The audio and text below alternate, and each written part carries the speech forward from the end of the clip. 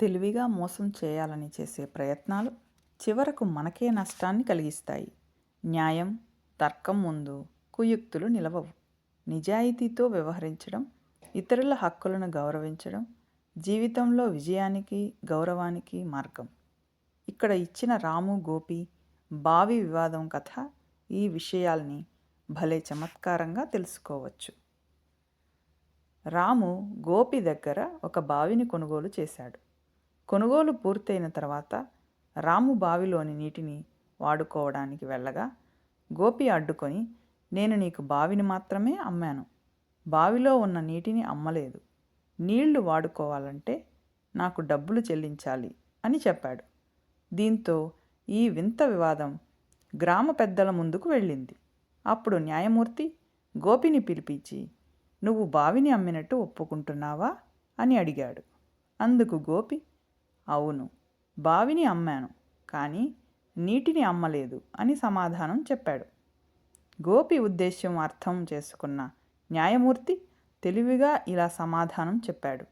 బావి ఇప్పుడు రాముదే, నీళ్ల మాత్రం నీవి అనుకుంటున్నావు. అంటే రాము యాజమాన్యంలో ఉన్న బావిలో నీ నీటిని నిల్వ ఉంచుకున్నట్లే. మరి రాము అనుమతి లేకుండా అతని బావిలో నీటిని ఎందుకు ఉంచావు అని అడగడంతో గోపి నాలుక ఖర్చుకుంటాడు. గోపికి 2 అవకాశాలు ఇస్తాడు. నీళ్లు నీవే అయితే వెంటనే బావి నుంచి నీటిని తీసుకెళ్ళు. అలా చేయలేకపోతే రాము బావిలో నీటిని నిల్వ ఉంచినందుకు అద్దె చెల్లించాలి అని చెప్పడంతో గోపి తన తప్పును అంగీకరిస్తాడు. వాస్తవానికి బావిలోని నీటిని వేరుగా తీసుకెళ్లడం సాధ్యం కాదు. కాబట్టి గోపి తన వాదనను ఉపసంహరించుకోవాల్సి వస్తుంది. రాము బావిని కొనుగోలు చేసినందున బావిలోని నీటిని ఉపయోగించే హక్కు కూడా రాముకే ఉంటుంది. గోపి అదనంగా డబ్బులు అడగలేడు.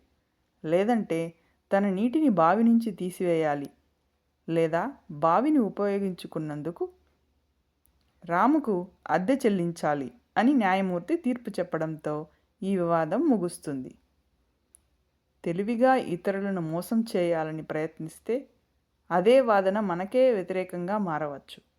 ఆస్తిని నమ్మినప్పుడు దానికి సహజంగా సంబంధించిన ఉపయోగ హక్కులు కూడా కొనుగోలుదారుకే చెందుతాయి. న్యాయం, తర్కం ముందు కుయుక్తులు నిలవవు.